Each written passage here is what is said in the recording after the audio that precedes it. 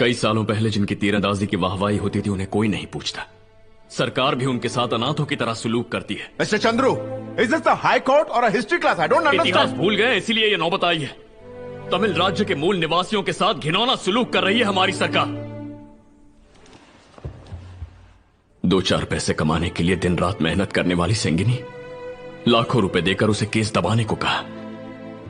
उसने कहा उसे पैसे नहीं चाहिए, उसे अदालत से उम्मीद है और इस अदालत का फर्ज है कि वो सेंगिनी का कानून पर जो भरोसा है उसे टूटने ना दे। और जो इस राज्य का इतिहास नहीं जानते, ये सेंगिनी जो अपने पति की गई हत्या का इंसाफ चाहती है वो सेंगिनी नहीं है, बल्कि वो तो आज की कन्नगी है। और इसका पिटीशन आज के जमाने का सिलपतिकारम है। इतिहास दोहराया जाएगा या इसे इंसाफ मिलेगा, इसका फैसला मैं कोर्ट पर छोड़ता।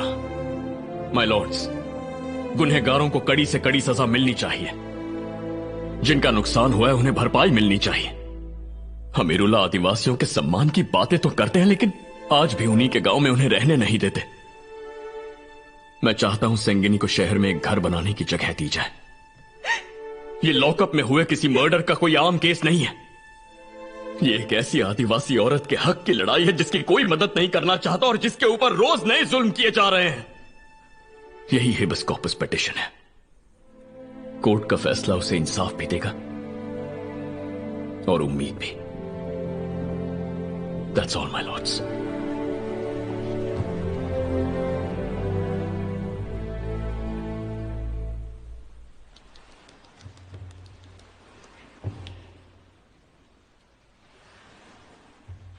इस केस का फैसला कोर्ट थोड़ी देर में सुनाएगी। एमपी की सीट भी चली गई। मैं नहीं जानता फाइनल वर्डिक्ट क्या होगा, पर मुझे खुशी है इस केस पर मैंने पूरी ईमानदारी से काम किया। इसी बात की तसल्ली है। Thank you.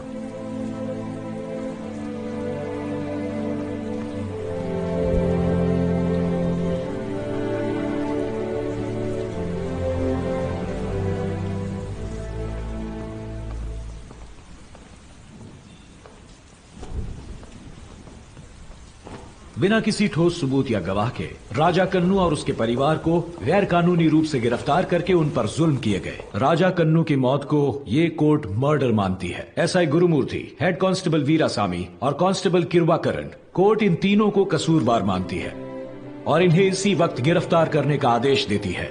इसी के साथ सेंगिनी को 3 लाख रुपए का हर्जाना और मोसुकुट्टी, इरटप्पन और पच्चैयम्माल को 2 लाख रुपए का हर्जाना देने का आदेश देती है। इसके अलावा ये कोर्ट सरकार को गांव के बीचों बीच सेंगिनी को 1200 स्क्वायर फीट पट्टा जमीन देने का आदेश देती है।